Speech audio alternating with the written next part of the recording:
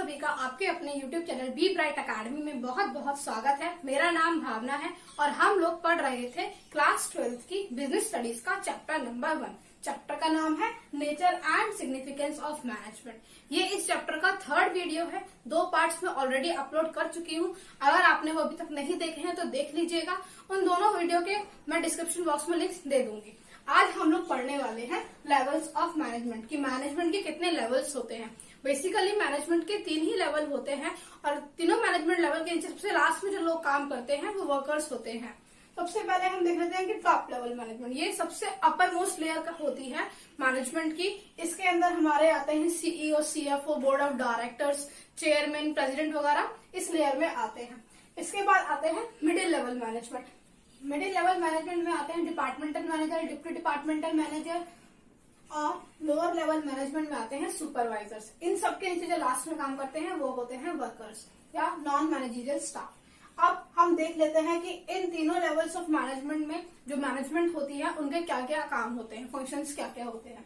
सबसे पहले आते हैं टॉप लेवल मैनेजमेंट में। टॉप लेवल मैनेजमेंट में सबसे पहला काम होता है डिटरमाइनिंग ऑब्जेक्टिव का। इट मीन्स उन्हें ऑब्जेक्टिव डिसाइड करने होते हैं कि इस ईयर का या फिर हमारा आने वाले सालों का टारगेट क्या रहने वाला है। जैसे मान लीजिए कि कंपनी चाहती है कि उसकी जो भी सेल्स है वो 10% 20% से ग्रोथ करे इस साल में। इसके बाद डिटरमाइनिंग पॉलिसी, जो भी टॉप लेवल मैनेजमेंट ने डिसाइड किया है, जो भी ऑब्जेक्टिव बनाए हैं उसको एग्जीक्यूट करने के लिए कुछ पॉलिसीज बनानी होती है। वो पॉलिसी फॉर्मेशन का काम भी यहीं पे होता है। इसके बाद आता है डिटरमाइनिंग एक्टिविटीज। जो भी टॉप लेवल मैनेजमेंट ने ऑब्जेक्टिव्स डिसाइड किए हैं उनको परफॉर्म करने के लिए कुछ एक्टिविटीज करनी होती हैं। वो सारी एक्टिविटीज यहीं पे परफॉर्म की जाती है। पता की जाती है कि इस हमारे ऑब्जेक्टिव में कौन कौन सी एक्टिविटीज लगने वाली है। सेल्स, परचेज, एडवर्टाइजिंग, R&D, इस टाइप की जो भी एक्टिविटीज होती है। उसके बाद होता है असेंबलिंग रिसोर्सेज। आप कोई भी प्रोजेक्ट रन करोगे तो उसके लिए आपको रिसोर्सेज चाहिए, चाहे वो कैपिटल के फॉर्म में हो, चाहे फिक्स्ड एसेट्स के फॉर्म में हो, चाहे ह्यूमन के फॉर्म में हो। इस टाइप की रिसोर्सेज यहाँ पे टॉप मैनेजमेंट ही गदर होती है। उसके बाद आते हैं कंट्रोलिंग द वर्क परफॉर्मेंस। जो भी ऑर्गेनाइजेशन के अंदर एक्टिविटीज चल रही है, हायर लेवल पे जाके सारी रिपोर्ट उन्हें मिलती है कि क्या काम किया जा रहा है और कैसे किया जा रहा है। और अगर रिजल्ट नहीं आते हैं तो वो उसको करेक्टिव मेजर्स लेते हैं। ये भी काम टॉप लेवल मैनेजमेंट का ही होता है। उसके बाद आते हैं अप्रूविंग बजट्स पे। जब कोई भी top level management objective decide करती है तो उसको डिफरेंट डिपार्टमेंट्स को कुछ फंक्शंस परफॉर्म करने होते हैं, कुछ काम करने होते हैं उससे रिलेटेड। तो हर एक डिपार्टमेंट अपना बजट तैयार करता है और वो बजट अप्रूव भी टॉप लेवल मैनेजमेंट ही करती है। जैसे मान लीजिए कि आपको सेल्स चाहिए 20% इस साल बढ़ानी है, तो इसमें सिर्फ सेल्स के डिपार्टमेंट तो नहीं आएगा, क्योंकि अगर सेल बढ़ानी है तो आपके पास एक्स्ट्रा सामान भी बना हुआ होना चाहिए। तो रॉ मटेरियल भी इसमें आ जाएगा, परचेज सेल आ जाएगा, एडवर्टाइजिंग भी आएगा, मार्केटिंग भी आएगा। तो हर एक डिपार्टमेंट अपना अपना एक बजट, रफली बजट तैयार करता है कि इन सारी एक्टिविटीज को करने में लगभग इतना अमाउंट लग जाएगा और वो अप्रूवल का टॉप लेवल मैनेजमेंट ही करती है। इसके बाद मिडिल लेवल मैनेजमेंट पे। मिडिल लेवल मैनेजमेंट के क्या फंक्शंस होते हैं, क्या काम होते हैं। सबसे पहला इंटरप्रेटिंग पॉलिसीज। जो भी पॉलिसीज बनाई गई हैं उन सबको इंटरप्रेट करना, उन सबको कम्युनिकेट करने का काम मिडिल लेवल मैनेजमेंट का ही होता है और वो कम्युनिकेट करते हैं अपने सबऑर्डिनेट्स को। इसके बाद प्रिपेयरिंग ऑर्गेनाइजेशनल सेटअप्स। जो भी टॉप लेवल मैनेजमेंट ने ऑब्जेक्टिव डिसाइड किया है उसके लिए ऑर्गेनाइजेशन में कुछ सेटअप की जरूरत पड़ती है। लाइक अगर एक नया प्रोजेक्ट कंपनी ने लिया है तो उसको कैसे हैंडल किया जाएगा, अगर उसके लिए अलग डिपार्टमेंट की जरूरत है या फिर जो भी चेंजेस करने की जरूरत है वो सारे चेंजेस का काम मिडिल लेवल मैनेजमेंट ही करती है। वो पूरा सेटअप तैयार करके देती है। इसके बाद अपॉइंटिंग एम्प्लॉयज। नए प्रोजेक्ट के लिए नए लोगों की भी जरूरत पड़ सकती है, तो जो रिक्रूटमेंट का काम होता है, जो एम्प्लॉयमेंट देने का काम होता है, वो भी यहाँ पे होता है। उसके बाद इशूइंग इंस्ट्रक्शंस। जो भी इससे रिलेटेड, इस एक्टिविटी को अचीव करने से रिलेटेड इंस्ट्रक्शंस होते हैं वो देने का काम भी मिडिल लेवल मैनेजमेंट ही करती है। इसके बाद मोटिवेटिंग एम्प्लॉयज। एम्प्लॉयज को मोटिवेट करते रहना ताकि वो लोग अच्छे से काम कर पाए। फिर क्रिएटिंग कॉपरेशन। सारे लोग अपने आपस में सही से मिलकर काम कर पाए ताकि ऑर्गेनाइजेशन का गोल अचीव हो पाए। ये काम भी मिडिल लेवल मैनेजमेंट का ही होता है।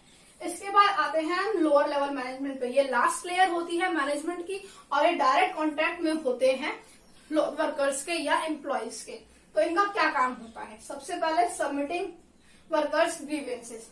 जो लोअर लेवल मैनेजमेंट होती है वो डायरेक्ट क्योंकि कॉन्टेक्ट में होती है तो उन्हें बहुत सारे इश्यूज का पता होता है और वो काफी हद तक खुद से सॉल्व कर लेते हैं। लेकिन जो मेजर इश्यूज होते हैं जो बहुत ज्यादा उनसे हैंडल नहीं हो पाते हैं, वो क्या करती है, वो सारे ग्रीवेंसेस को, सारे प्रॉब्लम्स को वो मिडिल लेवल मैनेजमेंट को कम्युनिकेट कर देते हैं। इसके बाद है ensuring proper working environment. Proper working environment means electricity हो, वेंटिलेशन हो, क्लीनिनेस हो, वाटर सप्लाई हो, ये सारी चीजें अच्छे से अवेलेबल होंगी तभी तो लोग वहां पे काम कर पाएंगे। उसके बाद ensuring safety of workers. Worker की सेफ्टी भी बहुत जरूरी है। एक्सीडेंटल प्रोन एरिया नहीं होना चाहिए ताकि लोग वहां पे काम करने से डरे नहीं, और डर डर के करेंगे तो वो काम अच्छे से कर भी नहीं पाएंगे। तो अगर वहां पे सेफ्टी होगी तो लोग अपने आप को सिक्योर महसूस करेंगे और अच्छे से काम कर पाएंगे। इसके बाद हेल्पिंग मिडिल लेवल मैनेजमेंट। ये मिडिल लेवल मैनेजमेंट को हेल्प भी करती है। हेल्प किसमें करती है? रिक्रूटमेंट में, लोगों की ट्रेनिंग देने में, उनको प्रमोशन करने में। ये सारे सजेशंस का काम भी लोअर लेवल मैनेजमेंट करती है। इसके बाद आता है इनवाइटिंग सजेशन। सजेशंस मतलब कि क्या क्या सजेस्ट किया जा सकता है। अब क्योंकि ये लोअर लेवल मैनेजमेंट होती है और जो काम डायरेक्टली करते हैं वर्कर से एम्प्लॉय, उनके डायरेक्ट कॉन्टेक्ट में होती है, तो जो लोग किसी भी काम को करते हैं उन्हें ज्यादा अच्छे से पता होता है कि किसी चीज को और इम्प्रूव कैसे किया जा सकता है। तो जो भी सजेशंस होते हैं वो वर्कर से लेने का काम भी लोअर लेवल मैनेजमेंट करती है। इसके बाद आता है creating better human relations. Better human relations means लोग आपस में लड़ाई झगड़ा ना कर, एक हेल्दी इन्वायरमेंट बना रहे वहां पे, ये इंश्योर करने का काम भी लोअर लेवल मैनेजमेंट करती है। ये सारी एक्टिविटीज होंगी तभी तो ऑर्गेनाइजेशन का गोल अचीव हो पाएगा, और अगर ऑर्गेनाइजेशन का गोल अचीव हो पाएगा तो सोसाइटी भी बेटर कर पाएगी और पर्सनल ऑब्जेक्टिव्स भी लोगों के पूरे हो पाएंगे। अब हम आते हैं फंक्शंस ऑफ मैनेजमेंट के ऊपर कि मैनेजमेंट के क्या क्या फंक्शंस होते हैं। हमने स्टार्टिंग में ही पढ़ा था कि मैनेजमेंट एक प्रोसेस होती है, उसमें हमें कुछ एक्टिविटीज करनी होती हैं, और वो एक्टिविटीज क्या हैं? Planning, organising, staffing, directing and controlling. इसके अलावा और भी कुछ एक्टिविटीज होती हैं, ये मेजर हैं और ये सारी की सारी एक दूसरे से रिलेटेड भी हैं। अब सबसे पहले हम देख लेते हैं कि प्लानिंग क्या होती है। कोई भी चीज आप करने से पहले हर चीज को प्लान करते हो कि इस चीज को हमें करना है, तो जो हमारा एंड रिजल्ट है उसे अचीव करने के लिए हमें क्या क्या प्लानिंग करनी पड़ सकती है, क्या क्या सोचना पड़ सकता है। इसके कुछ स्टेप्स हैं, जैसे सेटिंग ऑब्जेक्टिव्स। सबसे पहले हमें ऑब्जेक्टिव को सेट करना होता है कि हमारा ऑब्जेक्टिव है क्या, एजेंडा क्या है जिसके लिए हमें प्लान करना है। उसके बाद डेवलपिंग प्रेमिसेस मीन्स कि ऑर्गेनाइजेशन का एनवायरनमेंट या फिर सेटअप उस हिसाब से होना चाहिए जिस हिसाब से हमारा ऑब्जेक्टिव है, उसे कंप्लीट करना है। फिर identifying alternative courses of action. It means हमें देखना है कि इस काम को करने के लिए क्या क्या अलग अलग तरीके हो सकते हैं। फिर हम लोग उन सारे तरीकों को इवेलुएट करते हैं और जो सबसे बेस्ट तरीका होता है उसे सिलेक्ट किया जाता है। उसके बाद इम्प्लीमेंटिंग प्लान। जब आपने अच्छे आइडिया को सिलेक्ट कर लिया, अच्छे मेथड को सिलेक्ट कर लिया, उसके बाद आपको उसे इम्प्लीमेंट भी करना होगा कि कैसे उसको किया जाएगा। उसके बाद फॉलो अप एक्शन। सारी एक्टिविटी करने के बाद में लास्ट में फॉलो अप लेना बहुत जरूरी होता है कि आपके प्लान के अकॉर्डिंग सारी चीजें चल रही हैं या नहीं। उसके बाद हमारा आता है ऑर्गेनाइजिंग। प्लानिंग के बाद आपने देख तो लिया कि आपके क्या क्या प्लान्स हैं, लेकिन उन सबको करने के लिए सारी चीजें हमें अच्छे से ऑर्गेनाइज करनी पड़ती हैं, और यहाँ पे हम वही करते हैं। सबसे पहला ऑर्गेनाइजेशन में क्या स्टेप आता है? Identifying and division of work. मतलब सबसे पहले हमें आइडेंटिफाई करना होगा कि क्या हमारा काम है और कौन उसको डिवाइड करना होगा सारे काम को, क्योंकि एक ही बंदा सारा काम नहीं कर सकता। इसके बाद डिपार्टमेंटलाइजेशन। इट मीन्स हर एक एक्टिविटी का अलग अलग डिपार्टमेंट बना दिया जाएगा, जैसे सेल्स का अलग डिपार्टमेंट, परचेज का अलग डिपार्टमेंट, मार्केटिंग का अलग, एडवर्टाइजमेंट का अलग, रिसर्च एंड डेवलपमेंट का अलग, इस टाइप के अलग अलग डिपार्टमेंट्स बना दिए जाते हैं। उसके बाद असाइनमेंट ऑफ ड्यूटीज। जो हर एक इंसान ये सारे काम कोई ना कोई तो करेगा ही, तो किसकी क्या ड्यूटी रहेगी, किसकी क्या रिस्पॉन्सिबिलिटी रहेगी, वो काम भी किया जाता है। फिर इसके बाद आता है एस्टैब्लिशिंग रिपोर्टिंग रिलेशन कि कौन किसको रिपोर्ट करेगा, वो काम भी ऑर्गेनाइजिंग में आता है। अब आपने ये देख लिया कि आपने प्लानिंग कर ली, आपने ऑर्गेनाइजिंग कर ली, सारा सेटअप तैयार कर लिया, लेकिन इन सबको करने के लिए कोई ना कोई इंसान तो चाहिए, क्योंकि काम किससे करवाओगे आप? तो वो काम आता है स्टाफिंग के अंदर। हम लोगों को रिक्रूट करते हैं। सबसे पहले इसमें देखते हैं एस्टिमेटिंग कि एस्टिमेट क्या करेंगे कि एक्चुअली में हमें कितने मैन पावर की रिक्वायरमेंट है, कितने लोग हमें चाहिए। उसके बाद हम देखते हैं रिक्रूटमेंट, उनको रिक्रूट किया जाता है। इसके बाद आता है प्लेसमेंट एंड ओरिएंटेशन कि जिन लोगों को आपने रिक्रूट किया है वो किस जॉब के लिए फिट बैठते हैं, उसको उस जगह पे प्लेस करना और एक ओरिएंटेशन गाइड प्रोवाइड करना। उसके बाद ट्रेनिंग, उन लोगों को ट्रेनिंग देना जो भी रिक्वायर्ड है। इसके बाद आता है परफॉर्मेंस अप्रेजल। अगर वो लोग अच्छा काम करते हैं तो उनकी परफॉर्मेंस को अप्रेज किया जाता है, उनको तारीफ भी की जाती है। और फिर प्रमोशन, उसके बेसिस पे उनका प्रमोशन किया जाता है क्योंकि उन्होंने अच्छा काम किया। एट लास्ट कंपनसेशन, क्योंकि वो लोग काम कर रहे हैं किसी न किसी मोटिव के लिए और मेन मोटिव होता है मनी, तो उन्हें कंपनसेट किया जाता है उनकी सर्विसेज के लिए। इसके बाद आता है डायरेक्टिंग। डायरेक्टिंग में हमें क्या डायरेक्ट करना होता है? सबसे पहला सुपरविजन, हमको मॉनिटर करनी होती है जो भी सबऑर्डिनेट्स है, जो भी लोग हैं रिक्रूट जिनको किया गया है, उनकी परफॉर्मेंस और वो कैसा काम कर रहे हैं रेगुलर बेसिस पे उनको मॉनिटर किया जाता है, उसे कहते हैं सुपरविजन। इसके बाद आता है कम्युनिकेशन, लोगों के बीच में कम्युनिकेशन बढ़ा के रखना ताकि लोग आपस में प्रॉब्लम सॉल्व कर सके और एक दूसरे से लड़े नहीं, झगड़े नहीं और एक दूसरे की बात को समझ पाए और अच्छे से काम कर पाए। फिर आता है leadership role. Management leadership role भी प्ले करती है क्योंकि उसे अपना काम करवाना होता है। अगर वो एक अच्छी लीडर बनी रहेगी तो लोग उसकी बात मानेंगे और काम को अच्छे से कर पाएंगे। फिर मोटिवेशन, किसी भी चीज को करने के लिए हमारे अंदर मोटिवेशन होना बहुत जरूरी है और अगर मोटिवेशन नहीं होगा तो हम काम नहीं कर पाएंगे। तो मैनेजमेंट क्या करती है, सभी लोगों को मोटिवेट करती है ताकि वो एक एनर्जेटिक तरीके से, अच्छे तरीके से काम कर पाए, अपने गोल्स को अचीव कर पाए। लास्ट में आता है हमारा कंट्रोलिंग। कंट्रोल क्या करना है हमें? कंट्रोल, आपने इतने सारे स्टेप्स परफॉर्म कर लिए और अगर आपने देखा ही नहीं कि सारा काम अच्छे से हो रहा है या नहीं हो रहा है तो ये सारी एक्टिविटीज फेल हो जाएंगे। तो इसीलिए एक बहुत जरूरी है कि आप कंट्रोल करें सारी एक्टिविटीज पे, सारी चीज एक अच्छे तरीके से मैनेज रह पाए, चल पाए। सबसे पहला आता है सेटिंग परफॉर्मेंस स्टैंडर्ड, कि आपने सबसे पहले मैनेजमेंट क्या करती है कि एक परफॉर्मेंस का स्टैंडर्ड बना देती है कि लोगों को इस हिसाब से ही काम करना है और ये स्टैंडर्ड है, इतना तक काम होगा तो ठीक है, नहीं होगा तो ये अच्छी बात नहीं है। इसके बाद आता है परफॉर्मेंस मेजर, जो भी स्टैंडर्ड सेट किए गए हैं उसके हिसाब से परफॉर्मेंस कितनी हुई है, परफॉर्मेंस को चेक करना कि एक्चुअली परफॉर्मेंस हुई कितनी है। फिर कंपेयर करना कि जितना भी स्टैंडर्ड परफॉर्मेंस थी और एक्चुअल परफॉर्मेंस थी उन दोनों का कंपेयर करना। इसके बाद में उसको एनालाइज किया जाएगा कि कितना डेविएशन है, कितने चेंजेस है, एक्चुअल परफॉर्मेंस से कितना कम है, कितना ज्यादा है। और at last taking corrective action, की करेक्टिव एक्शंस ले जाते हैं कि अगर performance up to the mark नहीं है, अब जितना लेवल होना चाहिए तो उतने लेवल तक परफॉर्मेंस नहीं गई है, तो क्या प्रॉब्लम्स थी उनको सॉर्ट आउट किया जाता है और वो प्रॉब्लम्स बाद में ना आ पाए, इसके लिए ले जा जाते हैं करेक्टिव एक्शंस। अब हम लोग पढ़ते हैं कि मैनेजमेंट का नेचर क्या है। मैनेजमेंट के 3 नेचर है। पहला कि मैनेजमेंट साइंस है या नहीं, उसके बाद मैनेजमेंट आर्ट है या नहीं, और मैनेजमेंट प्रोफेशन है या नहीं। तो आइए एक एक करके हम लोग देख लेते हैं। सबसे पहले मैनेजमेंट एज अ साइंस, कि मैनेजमेंट साइंस है या नहीं है। साइंस के कुछ फीचर्स होते हैं, वो फीचर्स हम यहाँ पे रखेंगे और देखेंगे कि मैनेजमेंट में भी वैसा होता है या नहीं। अगर होता है तो मैनेजमेंट साइंस हो जाएगी, अदरवाइज नहीं होगी। सबसे पहले साइंस में होता है systematic body of knowledge. Science के खुद के थ्योरीज और प्रिंसिपल्स होते हैं, इसीलिए वो सिस्टमैटिक बॉडी ऑफ नॉलेज में काउंट होता है। और मैनेजमेंट के भी खुद के थ्योरीज एंड प्रिंसिपल्स होते हैं, इसीलिए इसको हम कह सकते हैं कि ये फर्स्ट पॉइंट यहाँ पे ठीक बैठता है, करेक्ट है मैनेजमेंट के लिए। इसके बाद आता है principles based on experimentation. Science के जो प्रिंसिपल्स होते हैं वो एक्सपेरिमेंट्स के बेस पर निकल कर आते हैं और ऐसा ही मैनेजमेंट में भी होता है, क्योंकि मैनेजमेंट क्या करती है, अपने काफी सालों के एनालिसिस रिसर्च को करने के बाद, एक्सपेरिमेंट्स को देखने के बाद प्रिंसिपल्स को लेके आती है, तो ये पॉइंट भी यहाँ पर ठीक हो जाता है। उसके बाद आता है यूनिवर्सल वैलिडिटी। साइंस की वैलिडिटी पूरे यूनिवर्स में होती है, सारे लोग उसको फॉलो करते हैं और मैनेजमेंट की भी थ्योरीज एंड प्रिंसिपल्स को सभी लोग फॉलो करते हैं, क्योंकि मैनेजमेंट के principles time to time change होते रहते हैं, सिचुएशन के हिसाब से चेंज होते रहते हैं, ह्यूमन नेचर के हिसाब से चेंज होते रहते हैं। तो इसीलिए हम मैनेजमेंट को परफेक्ट साइंस नहीं कह सकते हैं, लेकिन हम उसको अप्लाइड साइंस, इनएग्जैक्ट साइंस और सॉफ्ट साइंस कहते हैं। ये वाला क्वेश्चन 1 मार्क में आ जाता है, तो आप इसका नाम जरूर ध्यान में रखिएगा। अब आ जाते हैं हम मैनेजमेंट एज एन आर्ट के ऊपर, कि मैनेजमेंट आर्ट है या नहीं है। तो सबसे पहले आर्ट का फीचर होता है कि थ्योरेटिकल नॉलेज। आर्ट में थ्योरेटिकल नॉलेज होती है, मैनेजमेंट में भी थ्योरेटिकल नॉलेज होती है। मैनेजमेंट का भी बहुत सारा लिटरेचर अवेलेबल है, अलग अलग फील्ड में, वेरियस फील्ड्स में अवेलेबल है, तो वो आप चेक कर सकते हैं।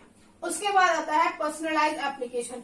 आर्ट की पर्सनलाइज एप्लीकेशन होती है। सब लोग सेम थ्योरी पढ़ते हैं, लेकिन हर एक के मार्क्स अलग आते हैं, हर एक इंसान का एक्सप्लेन करने का तरीका अलग होता है। ऐसे ही मैनेजमेंट में सब लोग सेम ही चीज पढ़ते हैं, लेकिन सिचुएशन आने पर सब लोग उसे अलग अलग तरीके से अप्लाई करके देखते हैं, जैसा कि सबकी क्रिएटिविटी होती है उसके बेसिस पर। इसके बाद आता है based on practice and creativity. जितना ज्यादा आप किसी भी चीज की प्रैक्टिस करते जाओगे, उसमें वह आप अच्छे बनते जाओगे, एक्सपर्ट बनते जाओगे, प्लस आपकी क्रिएटिविटी भी इनहैंस होती जाएगी। और ऐसा ही मैनेजमेंट में भी होता है, तो हम कह सकते हैं कि मैनेजमेंट आर्ट है। अब हम देखते हैं management as a profession. Management profession है या नहीं है। हम यहाँ पर प्रोफेशन की कुछ कैरेक्टरिस्टिक्स रख के देखेंगे। अगर वो मैनेजमेंट पूरी कर लेती है तो मैनेजमेंट प्रोफेशन में काउंट होगा, अदरवाइज नहीं होगा। तो सबसे पहले हम देखते हैं प्रोफेशन की कैरेक्टरिस्टिक्स।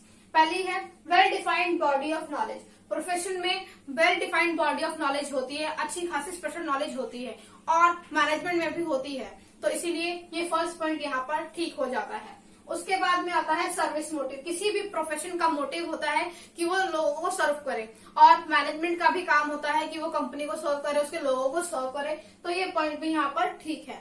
इसके बाद आता है रिस्ट्रिक्टेड एंट्री। इट मीन्स कि आप हर कोई मैनेजर नहीं बन सकता, लेकिन ऐसा नहीं है। हर एक इंसान अपनी स्पेशल नॉलेज के हिसाब से बन सकता है।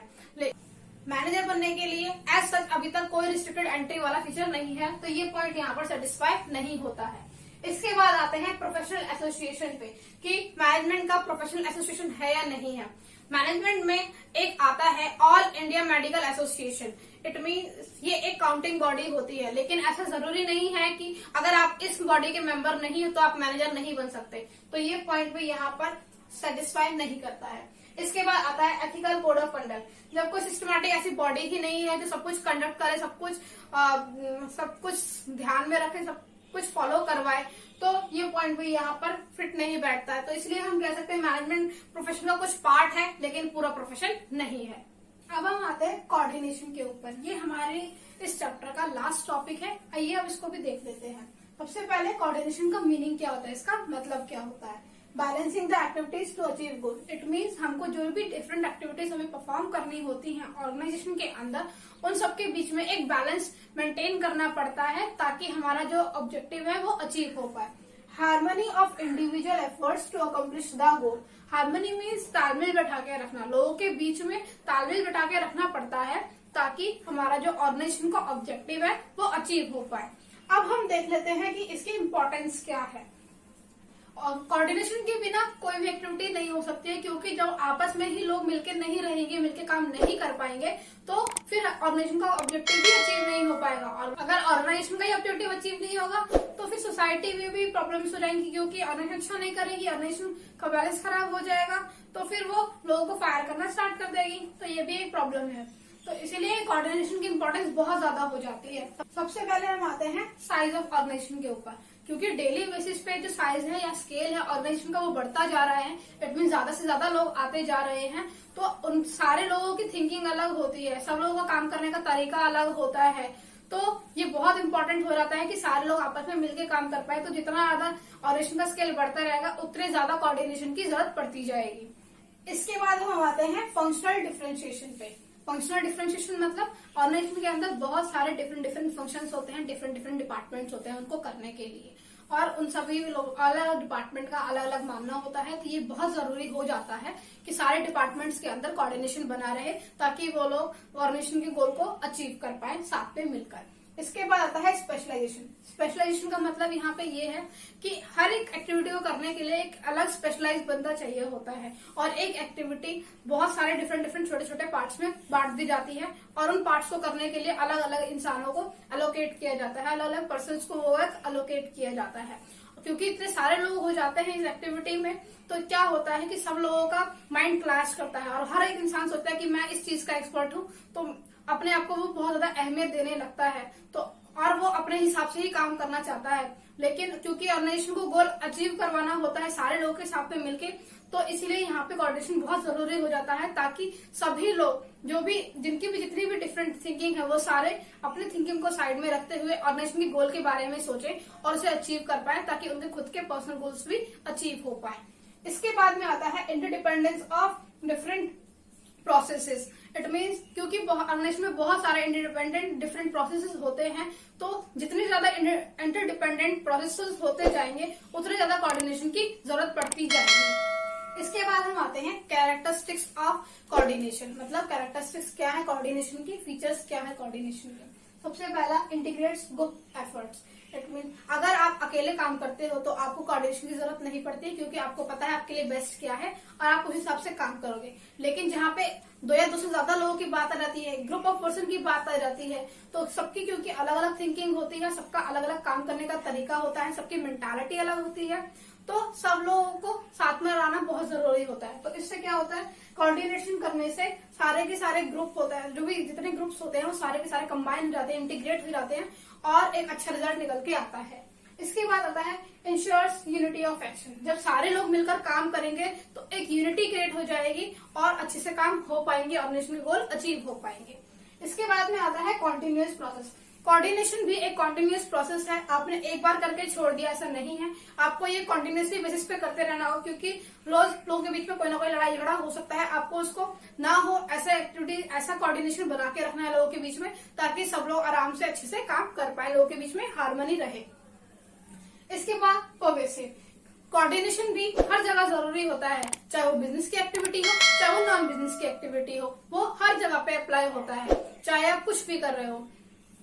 इसके बाद responsibility of all managers. Coordination हर जगह बना रहे, ये सबसे बड़ी रिस्पॉन्सिबिलिटी होती है मैनेजर्स की, क्योंकि अगर लोग साथ में मिलकर काम ही नहीं करेंगे तो कुछ भी अचीव नहीं हो पाएगा, ऑर्गेनाइजेशन ही डूब जाएगी। तो सबसे ये काम किसका होता है, मैनेजर्स का। और सारे लेवल्स ऑफ मैनेजमेंट जो होते हैं उन सब के अंदर भी कोऑर्डिनेशन होना बहुत जरूरी होता है, क्योंकि भले ही 3 लेवल्स हैं लेकिन तीनों लेवल्स की अपनी अलग एक इम्पोर्टेंस है। सारे लेवल्स जो हैं बहुत इंपॉर्टेंट हैं, उनमें भी कोऑर्डिनेशन होना जरूरी है। इसके बाद आता है डेलिब्रेट फंक्शन। ये एक डेलिब्रेट फंक्शन है, इट मीन्स कि कोऑर्डिनेशन के बिना कुछ नहीं हो सकता। आप कोऑपरेट करते हो एक दूसरे के साथ में, लेकिन कोऑर्डिनेशन नहीं है तो काम नहीं बनेगा। जैसे कि मान लीजिए एक टीचर है, बहुत अच्छा पढ़ाता है, लेकिन स्कूल में आपका टाइम टेबल ही नहीं बनाया, तो टीचर का पढ़ाना भी वेस्ट हो जाएगा ढंग से, क्योंकि आप एक ही सब्जेक्ट तो नहीं पढ़ सकते, आपको बाकी सब्जेक्ट्स भी पढ़ने हैं। तो इस तरीके से ये एक्टिविटीज होती हैं। अब ये चैप्टर हमारा कंप्लीट हो गया है। आई होप गाइज ये आपको समझ में आया होगा। अगर आपको मेरा वीडियो अच्छा लगा तो प्लीज आप मेरे वीडियो को लाइक कीजिएगा और मेरे चैनल पर नए आए हो तो सब्सक्राइब जरूर कर दीजिएगा। Thank you.